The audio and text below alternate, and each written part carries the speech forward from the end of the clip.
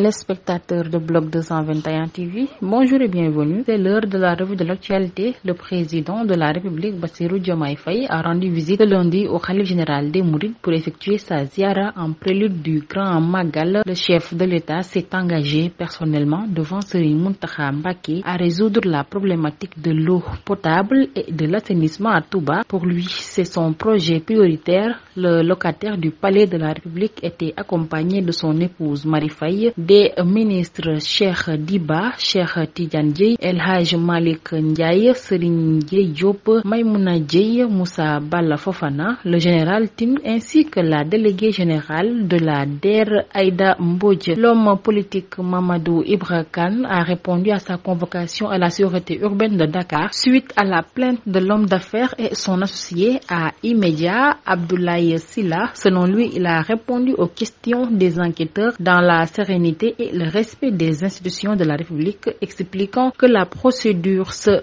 poursuit. Pour rappel, Abdoulaye Sylla a déposé une plainte contre Mamadou Ibra Kane et Alassane Samba Diop pour de présumés abus de biens sociaux liés à la gestion du groupe de presse Immédiat Invest. L'homme d'affaires accuse ses associés de diverses irrégularités dans la gestion de la société. Le Conseil national de régulation de l'audiovisuel, CNRA, invite les médias audiovisuels à se procurer une autorisation de diffusion auprès du ministère de la Communication, rappelant qu'il s'agit d'une obligation à respecter pour exercer ou continuer d'exercer valablement leur activité. Le CNRA souligne que tous les acteurs de la chaîne de valeur de la communication audiovisuelle doivent obtenir la dite autorisation pour exercer ou continuer d'exercer valablement. Il invite les acteurs de la chaîne de valeur de la communication audiovisuelle déjà conventionnés à se rapprocher des services du ministère de la Communication, des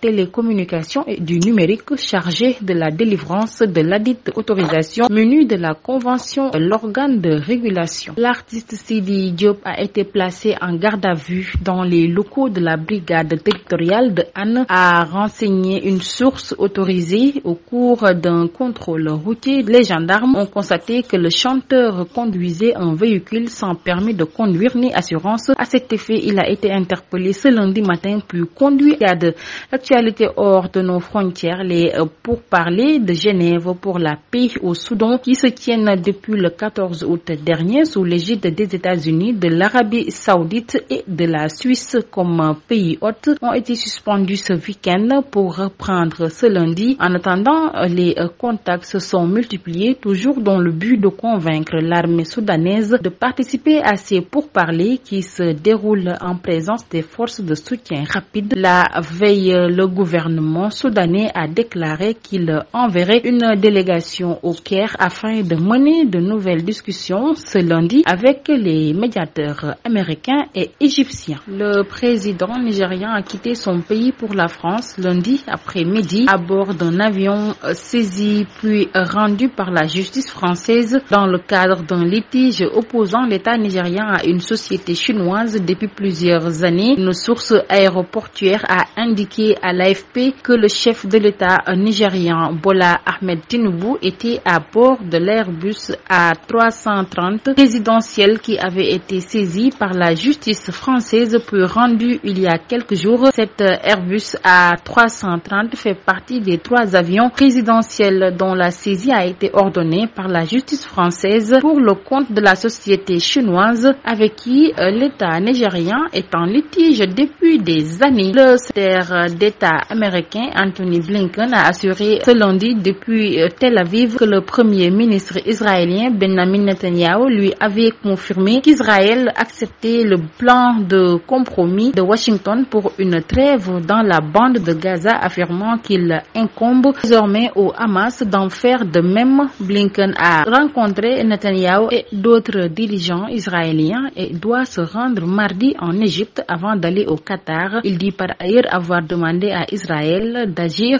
contre les violences de colons et assure qu'Israël accepte un plan pour des vaccins anti-polio à Gaza dans les prochaines semaines. En sport, les Lions ont réussi leur entrée en matière au tournoi de Kigali pré-qualificatif au Mondial 2026. Elles ont battu ce lundi à Hongrie sur la marque de 63-61. Les protégés de l'Américain Hurley prennent ainsi une bonne option dans cette poule C qu'elles partagent aussi avec le Brésil, leur adversaire de ce mardi, et les Philippines. Nous vous donnons rendez-vous très prochainement.